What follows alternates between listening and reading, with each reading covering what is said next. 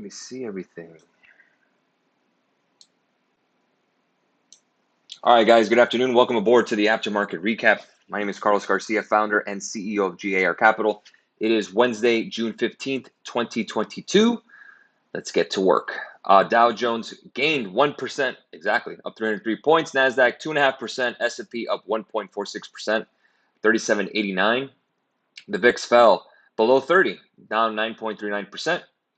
Equal weight S&P fared a little less than the regular S&P or SPY because of the weighted index towards tech, and NASDAQ did so well, up 1.96%. So value stocks didn't catch as much bid as the beaten down growth as we could see, with Carvana being up 16%, Roku 11%, Pins up 11, Snap up 11, Boeing up nearly 10 today. That's what you get.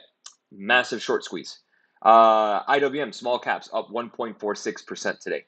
Dollar index fell 0.63%, again helping stocks go higher.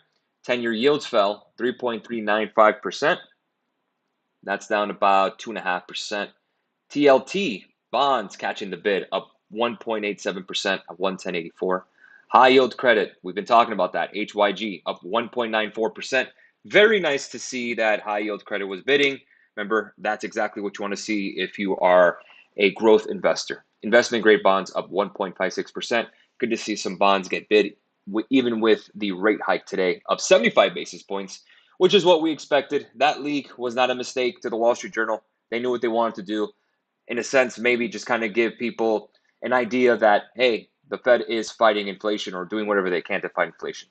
Crude oil down 2.61%, 115.83. We had an inventory build today. Gasoline down 2.5%, below $4. Hey, any little victory helps, right? Gold futures up 1.25%, 18.36 an ounce. Silver futures 21.69 an ounce, up 3.5%. And we'll get to Bitcoin now. Bitcoin is trading now around 21,631. We got that close to 20,000 and bounced. To be fair, on Bitcoin, if we go ahead and extend this to a 5-year period, you could see that Bitcoin is not exactly 20,000, that hard support. Or again, we talked about support being more like a mattress than it is a piece of plywood or concrete. But even that, we didn't even touch 19,833, which was technically the highs of 2017, give or take. But you could see here the low, again, in terms of the last day price. Let's go ahead and get the daily chart. Okay, let me go and get a 3-day chart instead. Let's go ahead and do a 3-day chart. That's 3-minute chart. Let's do an hourly. 20-day, 1 hour. There you go. That's going to give us a little bit of a view here. You see 20,000 did bounce. Again, going higher with risk assets, as we know. Let me see if I can get a tick chart here.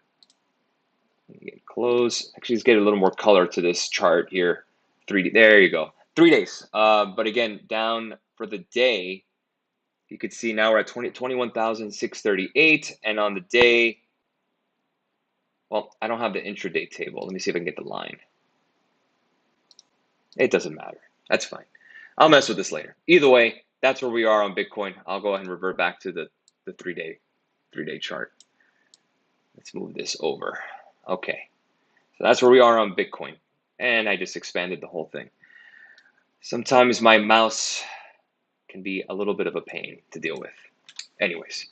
Okay, so now we know that we got the 75 basis point hike. Now what, Carlos? Now what do we do? Well, today we actually had a pretty good day. I'm a little tired because I was up at 3 a.m. this morning, working till 6, reading on Bloomberg, kind of working with, looking at the news and everything like that, kind of prepping for the day. And we did a great job today. I'm very proud of the team, what we did. Again, a lot of volatility, highest volume for S&P futures in the past 20 days in just a 1-hour candle. So a lot of moving parts. Here's something interesting that I want to share with you guys. So we usually get a rally after Fed Day. So I want you to remember this here. 3 FOMC days we've had this year, 3 of them. 26th of January, we rallied 250 handles or 250 S&P points to the upside. And we rallied over 200 points March 16th. May 4th, we rallied 150 points, 2 days of the Fed meeting, but then we crashed 300 after. So I expect this to have upside. This is exactly what I'm looking for.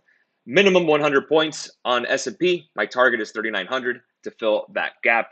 If we're talking about SPX, a lot easier to see. I think we have as much as 4,000. But again, let's get to 3,900 first, which I expect to happen possibly by this week. More than likely, probably next week because we have quad witching on Friday. That's OPEX. So tomorrow, I want to see the actual reaction with Asia and Europe. Taking a look at the Fed here going 0.75%, which I believe was a smart move. 50 basis points would have been a disaster. Leaking it was smart. The full 100, again, I don't think, I thought maybe that was more of a rip the Band-Aid out. But again, the Fed is looking at it to the point of let's take it easy. And I think markets kind of cheered that. I see it more of as a short squeeze than anything else, not indicative of any kind of bottom whatsoever. It's a nice move, don't get me wrong, but Powell can't get us more oil, cannot get us more gasoline, cannot end the Ukraine-Russia conflict, and he definitely can't fix supply chain issues. So again, let's have our expectations. We're going to fill some gaps, guys. We're going to fill 3,900 and 4,000. That's not indicative of a bottom. If anything, that could possibly be a bull trap. So again, just be careful. If you get to 4,000, I've repeated every time that we've gone higher. If there's stocks you want to get rid of, that is the time to go when stocks are higher. I would not buy here quite yet. Be patient. Again, I think you're playing volatility to the upside. Any kind of short-term calls, if you break 38.10, I think that gets us higher to around 3,900. If we can get there by the end of the week, great. I would say maybe a 50% chance. I know coin flip that we do, but I'll lean to more that we'll get it this week. OPEX might be the ignition to get there, but 4,000 eventually will fill on the S&P spot SPX. If we go to NASDAQ, which is the composite, so let's go ahead and take a look here. NASDAQ composite, again, this is the spot. This is not futures. We have a couple of gaps to fill too. 11,336, and then you also have 11,752. I think 11,752 is probably the top we get short term. I do believe in terms of seasonality, July will be a little better for the market. It'll be better than June, in my opinion. So I'm not here to advocate to buy stocks quite yet. We still have a lot of headwinds I talked about in terms of the oil, gas, Russia, Ukraine, supply chains, you name it. Inflation is still high, guys. That hasn't changed. And this rate hike stuff, again, that comes over time. That's not going to happen in immediate effect. That doesn't work that way. So again, nice action today, but let's temper our expectations. A short-term bull for sure. But again, if we can get to 4,000 S&P, I think we could roll over a little bit back, check back onto that. As long as we don't have any more upside gaps to fill, we should be okay. We did fill the gap on the upside today on the NASDAQ. You could see, or not on the NASDAQ, excuse me, on SPX, and we bounced. So now we have a downside gap on NASDAQ, but we filled the downside gap on the S&P. Talking about gaps, let's take a look at the VIX. VIX filled its gap right here at 2808. Exactly what we expected. That's why we hit calls today. VIX came down. No more downside gaps to speak of. Again, there is big support here around 2546. 2546 will probably get to around that 3,900 level. That seems about right in terms of calculation. The VIX, again, it's not a tradable security. VXX is, but VIX is the fear gauge based on 30-day forward options, call options. So a lot of stuff, a lot of moving parts, I understand. But the main thing we got to look at, guys, is bonds. Bonds got to go higher. Yields have to take a step back. If yields can come back and fill this gap here at 3161, we're starting to see the full picture of those gap fills. Again, right now in terms of day trading, all you're looking for is to fill those gaps. In terms of buying stocks here, nothing has changed. If you're a long-term investor and you're DCAing, keep it that way. I would not try to add into any incredible big positions here, just for the simple fact that, hey, we just got the rate hike. Let's not get too crazy. Let's see how the next CPI goes. Let's see how the next PPI goes. Let's see the next NFP. Again, there's no need to rush to try to catch a bottom. No need. All right, Carmen's asking, hi, Carlos, can you explain again the inverse relationship with higher and lower dollar and higher, lower yields in stocks? Yeah, no problem. Let's bring up that chart here on Bloomberg. And if I can move this here, give me a second. All right, let's take a look at it. So this is crypto. Again, if I expand it too much, see if I can drag this over. Here you go. And dragging windows, I can tell you it's a pain. Let's take a look at the 10-year and the dollar. Again, very, very coinciding. The yellow here is your dollar currency. See, right here. Yellow line is the DXY compared to other currencies. 10-year yield is the white line. But you can see they are running in tandem. When they go down, we've already seen that it has an inverse correlation to SPX. Let's go ahead and add it to ES. We'll go to ES1, which is S&P futures. We'll go ahead and add that security here. And you could see here that we're getting that, what we call decoupling. We're getting that spread. Again, inverse correlation. This is just recently, mind you. So let's go ahead and spread this out to a year to date to give us a little more color on this chart. And then again, you could see right around April, we've already broke down below it. And then you could see the spread widening. Again, you could do this with bonds as well. But again, the space here, this is what we call the spread between the Dixie, the 10-year, and the SPX. You could see that is wide. Well, now it's contracting. So again, you had this wide spread back in January when times were good, low rates, low dollar, no problem. But we started getting the cracks, the sells, the more going into safety, selling bonds, trying to get rid of everything. S&P goes down.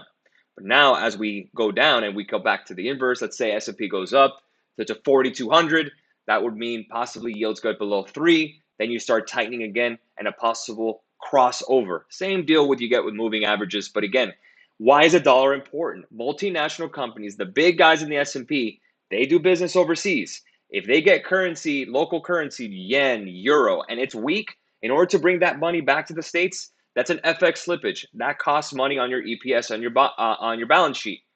And it's nothing you did wrong. It's just that you have a strong dollar. That's it. And then when you're exporting goods, keep in mind, you're pricing in their currency. That hurts your currency slippage as well. So again, we need a weaker dollar. And in terms of yields, hey, at the end of the day, having expensive money is deflationary. You're trying to, right? Again, that's not helpful for the S&P when we're a levered economy. A lot of people have said, why don't we just do Volcker? Just do Volcker. Just get to 15% interest rates. No problem. We can have 19% mortgages, right? We'll survive. We survive then. Slow down. The debt to GDP ratio now in the 80s is night and day. We're double the debt to income GDP. Keep in mind, the yields that we see for 10-year, that's the yields of the public, the government. We are still the government, right? We still pay our taxes. That's what which we have to pay. When you have low rates, it's better for the government to issue more bonds because they can refinance those bonds at a lower rate. But when we have higher rates, it's not that easy. So again, this is where, when you want to slow down money, that's where, taxes get paid and the deficit gets tried to pay down. That's what you're trying to do in order to decrease inflation. One aspect of it, not the poison pill of going into a recession. But that's the confirmation or the inverse correlation between the S&P, the dollar, and the yield. So again, dollar and yields are going together. We could see year to date, and then we crossed over in April and we came back down with the S&P. Again, we're getting a little tightening of that spread or the correlation as yields are coming down. It's just one day. Doesn't mean a trend has been created. Again, all I'm saying is that we're going to fill some gaps. That's all I am saying. Still waiting over 45 for VIX for a bottom. I wouldn't say just 45. I mean, when we had a bottom was over 50 in 2020. Now that's a completely different story. I wouldn't base the VIX because the VIX we did a couple of times where the VIX was low and stocks were falling. So I wouldn't just hang my hat on a 45 VIX I'm buying.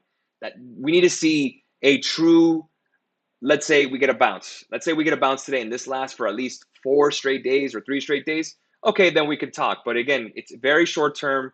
We just got the actual interest rate hike. We still have a lot of data to go. I know it's going to be a slow trek to where we want to be. Hi, Carlos. How long do you think? Can the next bear rally? I'm confused with that question. How long do you think the next bear rally would be? The highs, I think I said 4,500, 4,600 if you get some kind of bear market rally. But I think, again, I'm being conservative, 4,000. We get to 4,000, great. That's just filling a gap. That's it. After that, let's just say it's in God's hands. So what do you think about SoFi? I like the fact that their CEO is buying a ton of stock, if I can be honest. I love that. But in terms of the actual company, again, it depends on the valuation you're looking for. Let's take a look at SoFi on their numbers. I'll go and bring it up, the stock.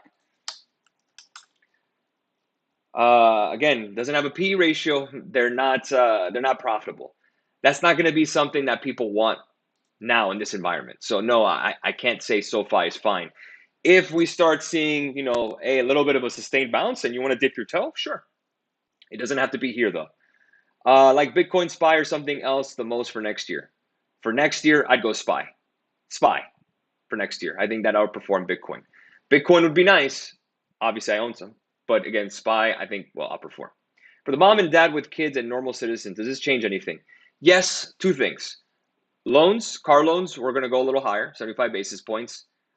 If you start looking at car loans or housing, again, that's based on the 10-year. We had a little bit of a drop. But the big one is your savings accounts. Some banks may raise it 0.75%. Some may give you 0.5%. I usually get an email from Ally Bank telling me they increased their savings accounts in terms of yield for just a regular basic money market savings. Other than that, not much.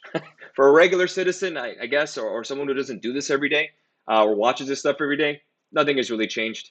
Really, honestly, it's not going to fix gas prices. It ain't going to fix much. Again, all we're trying to do is crimp in demand and have a soft landing, hopefully, which doesn't lead to a recession. That's really it. Hi, Carlos. Do you think Tesla has more room to the downside? There was a note on Twitter that I saw. Again, Twitter, you got to be careful, obviously. In terms of Tesla, there was talk about some investigation into their books. I don't know much about that. Again, it wasn't from exactly reputable sources either. Tweets can be anything. Uh, in terms of Tesla, the company itself, we know this is the big growth driver. They are laying off some workers. If we take a look at just technicals here, again, still expensive stock trading at 45 times earnings. I mean, if you really want to grow stock, this is really can't. You could do worse than Tesla, sure. It's just very volatile with all the news, right? That's what we know. I know I have all these stupid MSNBC, CNBC stuff. Let me see if I can remove that. It doesn't matter. Again, we're kind of breaking back above this level here, inverse head and shoulders. On a technical basis, just basically looking at it just charts, 800 seems to be in focus if you're looking for short-term gains. Yes, I think Tesla does bounce. Consumer-wise, in terms of the consumer, what I've been reading too is that importing stuff from China is getting cheaper in terms of the actual containers. We're seeing inventory builds in Walmart and Target. So discretionary spending, kind of core spending, clothing, that's going to fall in price. The main thing is really just crude oil. Again, all this stuff that's happening now in terms of just rate hikes doesn't really mean much for the consumer at this point. No. That's on Datadog. Another one of those high betas. I don't know what they're trading at in terms of PE ratio. Their valuation is, well, they are profitable. It's only 18,160. Literally, I see on Google Finance. I hope that's incorrect. Either way, $28 billion market cap, and year to date, they're down about 45%. If you want to own it, I don't see a problem with it, but have a long-term view. Maybe $80 if you can kind of squeeze out of it. Maybe $80 is that support. Looks like it. But again, Datadog, if you want to take the risk, I would say maybe wait for 80 if you can. I wouldn't want to buy in the upside either. I have a friend that works at Tesla and they aren't laying anybody off yet. Yeah, I just saw the actual news and I retweeted it. I believe that was from Reuters, but I don't know about any layoffs. To be fair, I'm not there. I'm going just by what I read on Bloomberg and in terms of Reuters and news. They actually hired 10 people a few years ago. How about this? No one's talking about increased hiring at Adobe, 25% workforce increase, but all we hear about is layoffs. That's usually a marker of a bottom is when people and the news is just negative to the point that we just ignore any kind of good news. And, talk about consumers, talking about the stock market. It goes both ways. When the regular person, that doesn't do this every day or doesn't know much is already kind of pitching stocks, the saying in the Great Depression, my shoe shiner was pitching me stocks, same thing. And then when you have, regular people saying the world's going to end, stock markets are going to completely fall, that's usually when you buy in a weird way. Would you even own Carvana? Not here, not here. We actually had our retail sales number today, and used car sales were down. So Carvana being up 16%, just leave that to lumping in all the high betas together that run together. I don't think Carvana is anything special here where you want to buy personally. I wouldn't. No. I'd rather own a Ford, a Tesla, a Volkswagen, or a Toyota instead of that. That's just me personally. Ford has a nice dividend. I would take a look at that. GM doesn't have a dividend, so I wouldn't buy that. Do you think we're headed for stagflation? I do not. No. We're already seeing a little bit of a rollover in inflation. CPI was bad. I want to see one more CPI number. If that can at least show us something, we get a full month in with 75 basis or 3 weeks. Let's see what we get. Again, it's really day to day, but I still think we get to 4,000 S&P short term. If you're a long-term investor like me, I buy SPY-G tomorrow. I'm still investing in Bitcoin and Ethereum, dollar cost averaging, dividend port, the whole nine. Not that hasn't changed. I'm still doing it slow by slow. But in terms of putting a good amount of capital to work, not yet, not yet. A little gun shy, but I'll wait. I'm okay with being a little late. I'm fine with that. Have a great rest of your afternoon, everybody. I will catch you guys tomorrow for the morning note for our Thursday edition, 9 a.m. Eastern Standard Time. Bleh. And you said 2,300 with COVID. Where do you say by now? I did say 2,300 in COVID, and we broke below that at 2,100. So here's my level that I'm looking for. And again, I was wrong already once. So again, that's easy to be wrong, right? I thought we had our low at 42.52. That was right before Russia invaded Ukraine. So, I mean, you can call it a mulligan or whatever you want. 36.64.